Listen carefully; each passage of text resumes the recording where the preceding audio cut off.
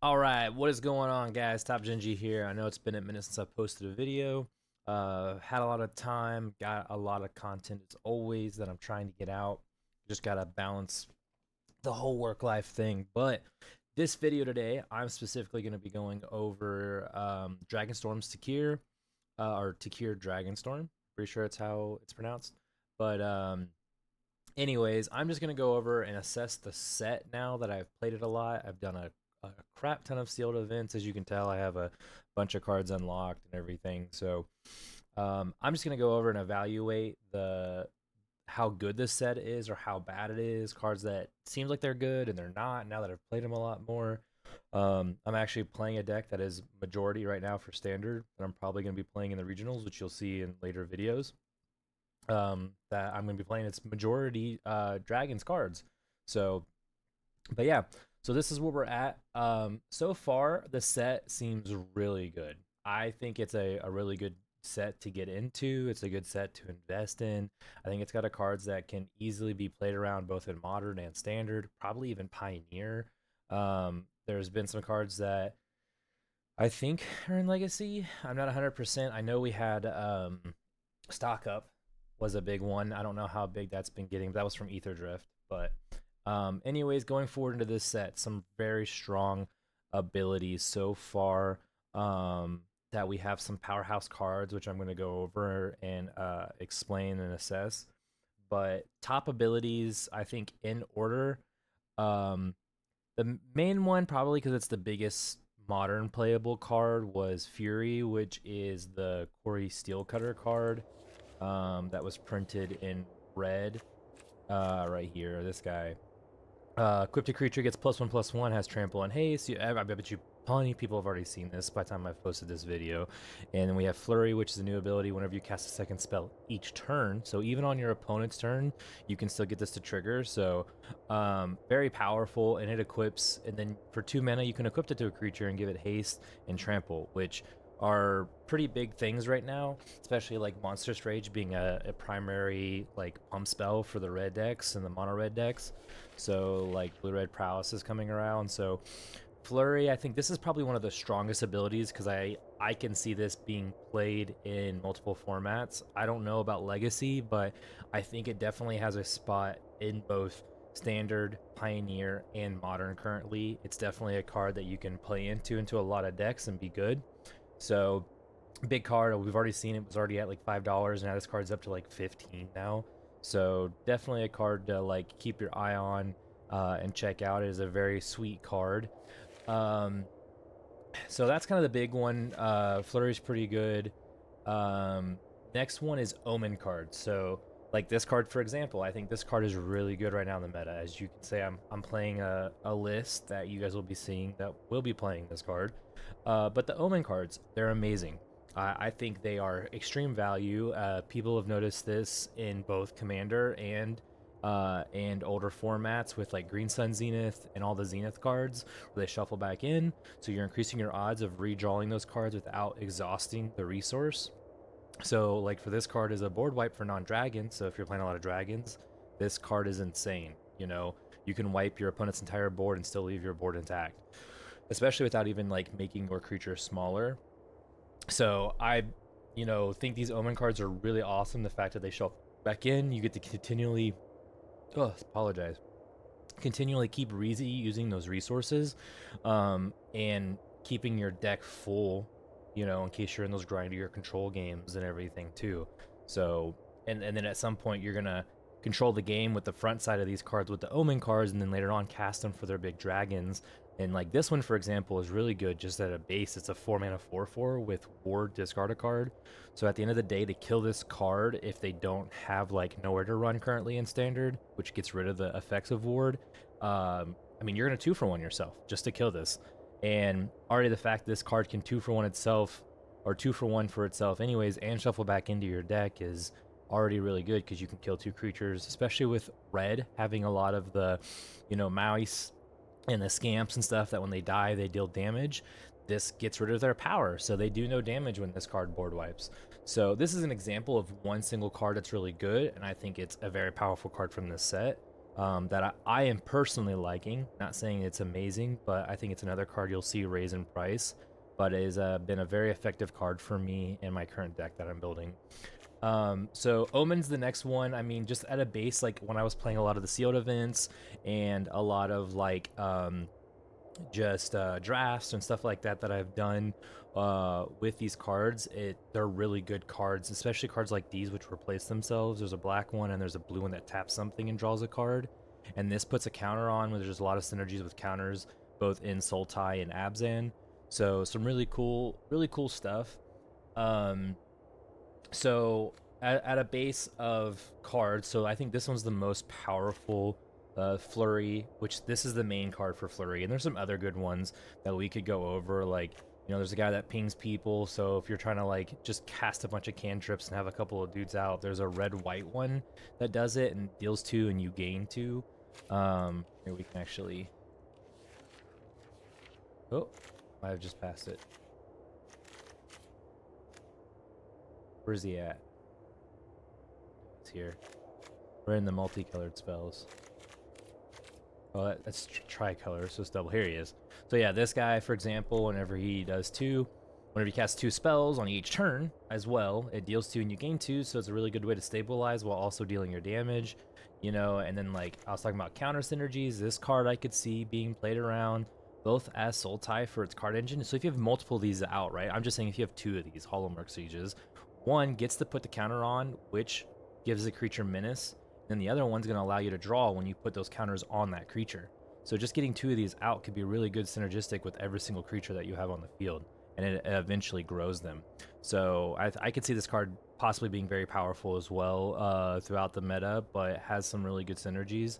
But anyways, as we were starting out going kind of in tier, I think Flurry is really strong because it sees right now, just because of the Core Steel Cutter, it can see in the more multiple formats. I think Omen is second. Be again seeing that I think it'll be in Standard and Pioneer. I don't know if it'll make it to Modern. I don't think it's probably that. None of the Omen cards are strong enough to be there. So except maybe the Blue Dragon. There's the blue rare one that like draws 3 and discards 1. Possible. I mean, it's very strong for a 4 mana instant as well. And it's still a creature, right? It's a creature. It's a 6/7. It comes down. It bounces 2 non-land permanents, which is pretty great. That's pretty sweet.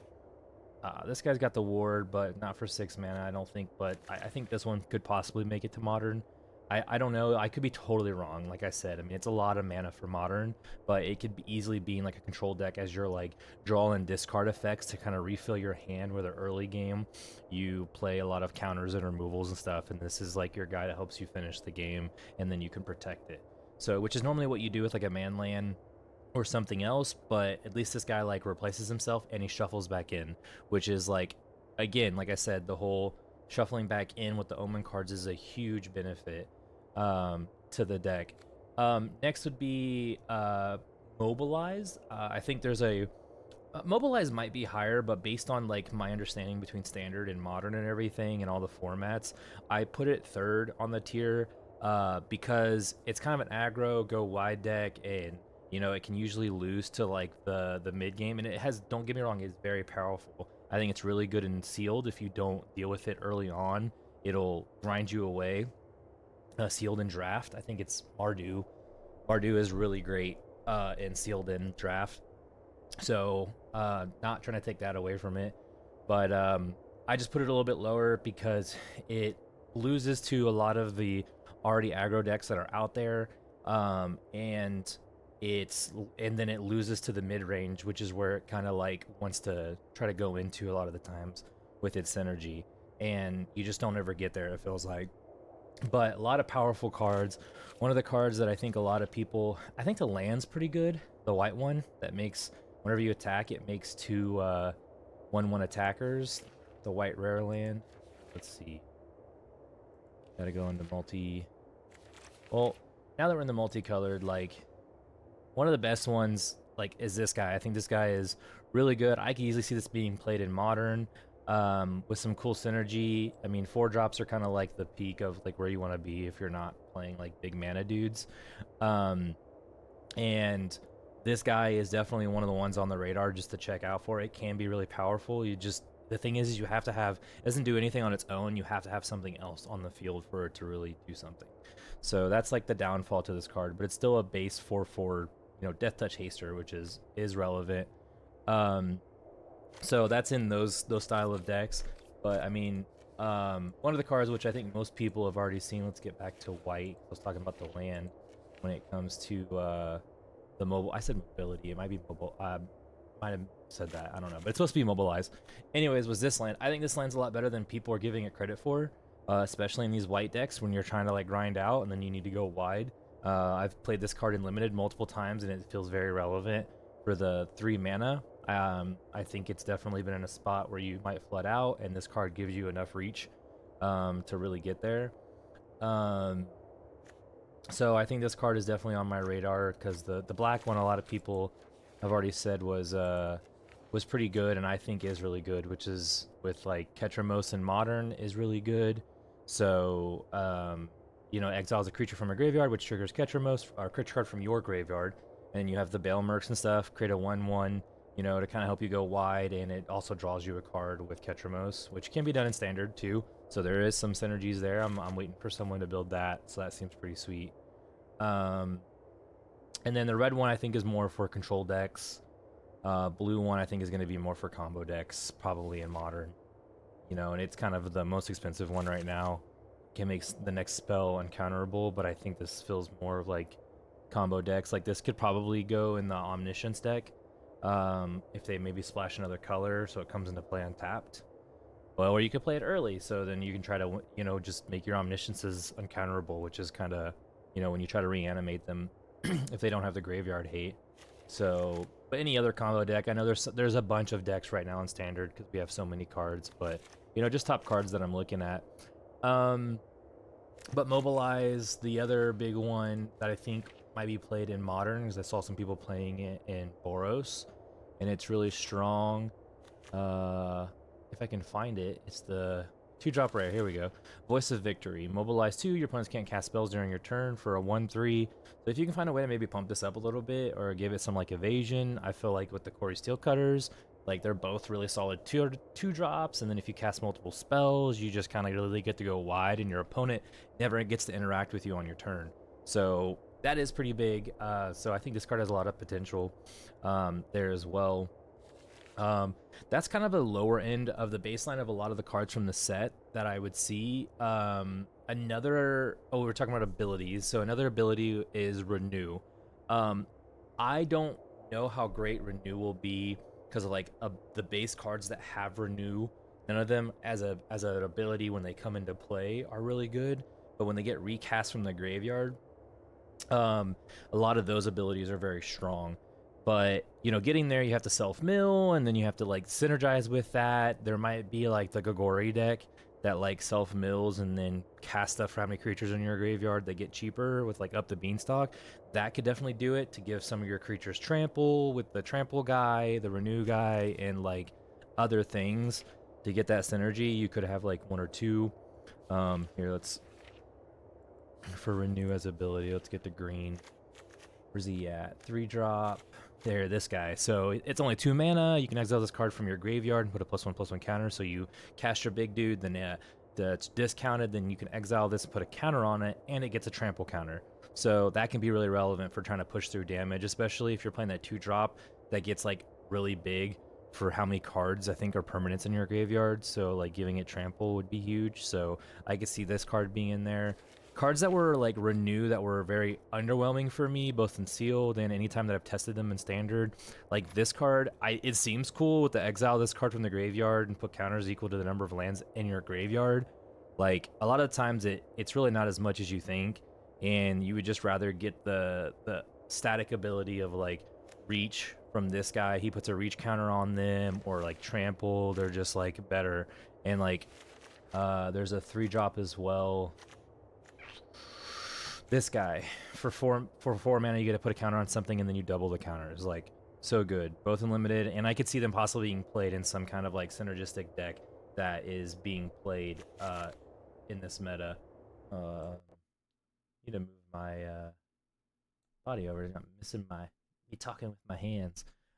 So yeah, those are just like the baseline, but renew in general I think it is a good thing, but I think it's like a small thing that you're going to put like 2 of in your deck or something to like get. The big one out of all the renew cards, personally, the biggest one for me um is, well, I guess there's another one that I kind of forgot. Man, there's a lot of mechanics in this set that are really good, but another renew card that I feel like could possibly be like making something cool around is this guy. For 3 mana, exile something, put a counter on non-legendary, and then everything becomes a copy of it. I've seen this card just in sealed alone get into stalled board states, and then make something all flyers or all lifelink or something, and literally change the entire game. Like this card has the potential to be very very strong in a lot of decks, especially if you're like self-milling and doing other things, and whether you have, you know, ways to mill. But this card definitely is pretty cool, I'm not gonna lie. Like at a base it comes down as a 4-drop, but if you can mill it for 3 mana and make, if you have a wide board state of some sort, and make it kind of go wild, like it's a really good card. Another thing I didn't get into, actually, it might be up there with Flurry, before Omen and the other ones, is Harmonize. Harmonize is actually really strong. You got to be a smart player about it. With the whole 4-drop synergies going on, and Harmonize being able to cast stuff from the graveyard for less. I don't know how great they are. I haven't seen a lot in Modern currently, but they are pretty good, and I would keep an eye on it and just keep trying. Like, I mean, we have cards like this, which is 1 mana, draw a card, which also triggers Flurry as well, and then Harmonize for 5 and 1 to try to get it in the later game when you're like maybe running out of cards. So that's pretty cool. There's a blue one that draws 3, discards a creature. Here, this is the rare. So this one's been pretty big. It's been in the Jeskai Oculus decks, I believe. Plus, you get the Harmonize on the back end, so like you get a big creature out in the stalled board state and kind of dig in deeper with your profits too, that give a bunch of counters for how many cards you draw. Really big. So there's that synergy as well. This card seems pretty good. There's a bunch of cool cards that can be tested out. I just don't know how great they are yet. But this card definitely is in that realm, at least for standard and what's going on. I'm not 100% on modern. I definitely could see it being played in modern. The sorcery speed is kind of a big one, but I don't think it's good enough because it's 3 mana. Like if this was 2 mana or something, but I think 3 mana is kind of a big thing. That's just me personally, but I do think it's good. It could possibly make it, especially with the Harmonize ability, being able to like maybe do this, reanimate something to have it happen like in a turn, and then tap that thing to do it again, to draw a bunch of cards for 1 mana, just to like kind of set yourself up. You know, there's a lot of synergy in that. So Harmonize is pretty good. Another card that was good with the Harmonize thing that I feel like people are gonna break. Oh, there was the red land. I want to make sure I talk about this one. This one just exile a card from the top of your library for 4. So, and ultimately for 5 mana, exile a card from the top. I think this is pretty good for any red control deck base like Jeskai, or, you know, maybe blue red or whatever. If you're any kind of control deck, definitely worth you know, 1 or 2 of. I'm playing the green one in my Soul Tie deck, so which surveils 2 for the same amount of mana for 5. So it doesn't give you an extra card, but it you know, helps set up the draw more or less for the mana, so you can do it at the end of turn. So it's like a Scry 2 in an essence. But we were all talking about Harmonize. This guy, this is the flash one. I saw this was pretty good. Someone did this for a turn where they played this, and they both did the counter spells with it when I was playing. So there's 2 counter spells that I think are really good in this set with the whole dragon synergy and the omens and everything. But it can be good for a lot of everything. I think there's a possibility for this to be good in modern as well. So there's so many cards, so I think someone's gonna find something. But just add a value when you're looking at these cards. Every single card I'm talking about, add a value. Me being a Magic player, I'm like, these have potential. I just don't know what, because you just gotta, you know, you gotta be the person that does the work and go, I really like this card, and I'm gonna show the potential for it, right? So, but this one has very high potential and could show a lot of cool things. But the 2 cards that I right off the bat thought it was someone did this to me for the counter spells, which are really good out of this set. But I think specifically for standard and possibly modern, I could see this one for modern, 100%, definitely in standard. If we get these low to the ground like creatures that are 5 cost, like we have the black one, like this guy, 2 mana 5/5. Like if you cast this and have a mana up, this is counter spell unless they pay 1. Like that's actually pretty good for 1 mana. And then anything extra you pay into it, right? It makes it do more. So like, I don't know. There's some cool synergies there if you find these cheap creatures that come down and like are 4 or greater. Like if you can find the 2 mana 4s and stuff. I know there's some in here, but to have the bigger bodies, like this card has some synergy. It's a really good like for the aggro decks, and you get out big bodies. I think this could probably be played in modern too, and people aren't doing it. But the other counter spell that's good, especially for the dragons that are going on, is this one, which I'm going to be, again, I'm playing this in my soul tie list, dragon kind of synergy going on, but it's counter target spell unless they pay 2, and then if you behold a dragon, which is either, or beheld a dragon, or behold, however you want to say it, or you behold a dragon, then if it's beheld, right, they have to pay 2, but if it's been beheld, they have to pay 4. And that means you have to reveal a dragon out of your hand, or there needs to be 1 in play for you to behold as well. So kind of like the old mechanic that you used to do before when Takir was around, but they now have a name for it called Behold. So really smart on Wizards doing all these names for mechanics now. So those are other big cards to have. I mean, Black got a lot of cards. I mean, this guy is really good. 2 mana 5/5 with trample. You can attack with it. It's pretty cool. You can blink it with Kaido. I know tons of people have talked about that. On the back end, it can make all of your, basically make everything unblockable for the turn by putting a bunch of decay counters on your opponent's creatures, because then they can't block. So that's going to be huge for some kind of aggro. I think Demir is probably going to end up playing some number of these. There's probably a Rakdos deck too, something that like can put this guy into the graveyard out of some synergy. So that's going to be cool. We've already talked about a lot of the dragons. Yeah, Mobilize. I don't know. There's probably a lot of decks will get a lot better after rotation come down in August and July. We'll see an increase of a lot of decks, especially with Domain kind of going out the window, with Zur being gone, and Leyline Binding, and I think there's some other stuff going too. I'm not 100% on what exactly, but we will be losing stuff. Those are a lot of main ones. There's even some of these uncommons, that are pretty good. ETB, Disenchants. This card is another one I'm looking on, for big mana decks, and the big creatures. And like I said, the blue counter spell with the 4, a lot of the team are going on. This is a good draw engine and a way to give your creatures trample, which is pretty cool. Let's see. This is that land that I was talking about that I'm playing. We got Crater Host Behemoth in the set, as everyone. A lot of people know this card. If you don't, and you're new to Magic and you're watching my video, this creature enters, and every creature gets +X until end of turn, where X is the number of creatures you control. So I think there's actually a deck for this in Standard where you can ramp this out with like maybe Insidious Roots or like it's the 3 mana enchantment creature that lets your creatures tap for any amount of color. If someone knows it, put it in the comments, let me know. But it was in the Otters combo deck that was around. But just a way to kind of ramp in, put a bunch of creatures into play, ramp into this. I think Elves can ramp into this as well, which is pretty cool. There is an Elf deck that I've seen that was playing it.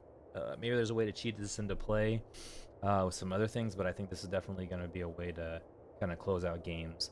But with the ability to make a bunch of tokens and then Insidious Roots and ways to ramp, I think that would be the best way, because you can make a bunch of tokens, then tap them for mana, and then come in and swing at someone for like 20, 40 damage or something crazy.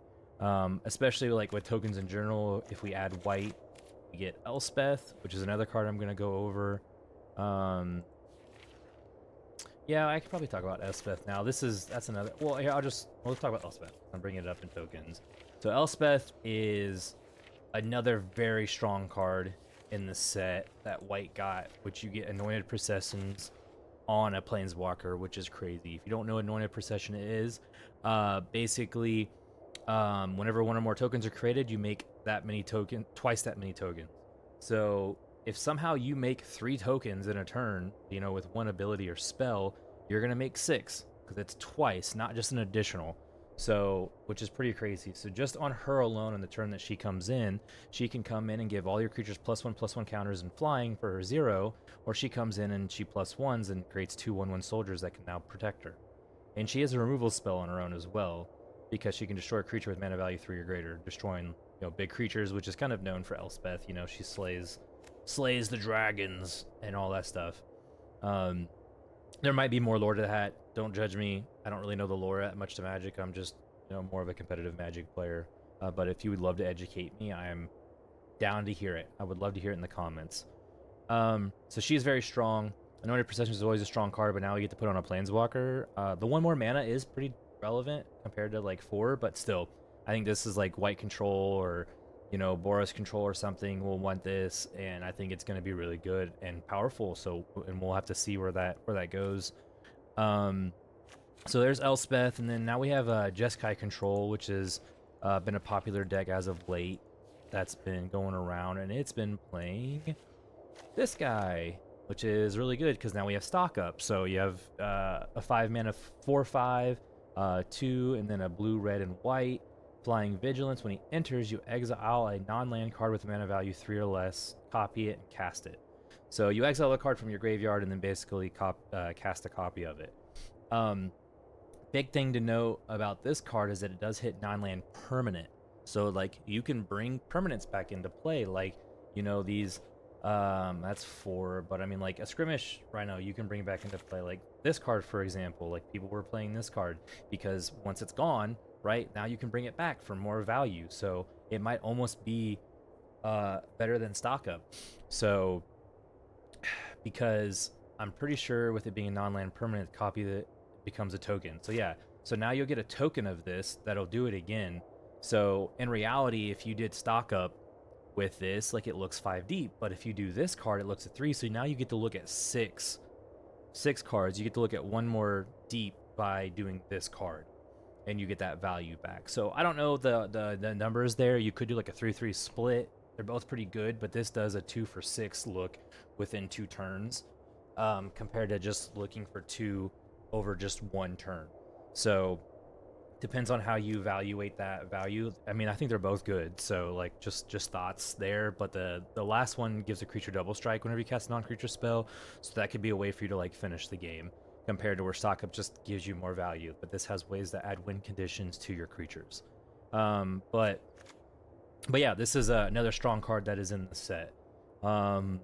So that's a good majority of them. I mean, we have some really cool dragons that I think are worth trying out. I had a buddy of mine that was doing like a turtle tribal with like this new turtle and big butts. I think this card has a potential for that. There's like Abzan and Modern that does it. I don't know if you can do it in Modern, but if you can find a way to do it in Standard, I mean, I think there's a potential for this card to be a deck. So there's a lot of good removal, but when you add in big butts, like, it makes it a lot harder for them to die, and then you have to use like premium removal on these creatures that don't do much except for just getting your way. So there's potential for this, and the fact that it comes down that at the end of your turn, it can literally get you or draw you a card. So pretty sweet. I think there's potential for a standard deck here that someone can create. I think I'm gonna build one at some point, some kind of like big butts deck. So we will see that. A bunch of other cards, nothing like relevant that I really not going to go over in this video. I can assess like a bunch of rares and everything. If you guys want me to, just leave it in the comments and I can go over and give you my exact value. But right now I'm just assessing the primary cards and cards that I see potential in, both in, you know, standard, modern, even possibly legacy and stuff. So this is another card that I really want to build around. I love Siege Rhino when it was in standard before, so Skirmish Rhino's in there. I want to do this with like the Beetle that, you know, drains and gains for 3, just like Siege Rhino. So I think there's something there.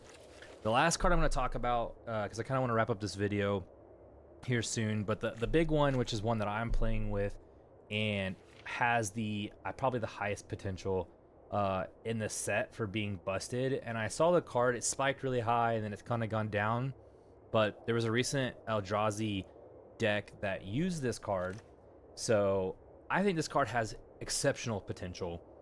The At least they did one or more colors, because like a card that was really good before was Karn, the Liberated, which was like the primary card for Tron in Modern. And this card is also, I think, going to be good in Standard. That there's ways to ramp into it, and like I could easily see like Domain playing like two of these in the sideboard as like removal and value. Like it comes down, removes something, and draws you a card, gains 3 life.